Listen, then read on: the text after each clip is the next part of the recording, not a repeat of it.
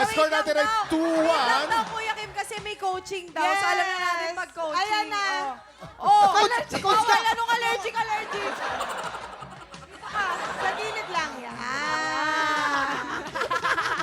Ang round 1 natin ay...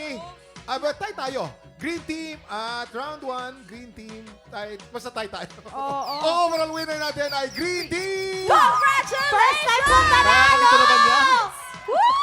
Siyempre. Oo, Masaya po si Tala. First time niyang manalo sa TikTok ta. Oo, pero naguluhan si Kelvin. Ano nangyari sa'yo doon kanina? Hindi masyado lang tayo mapagbigay ngayong araw. Wow!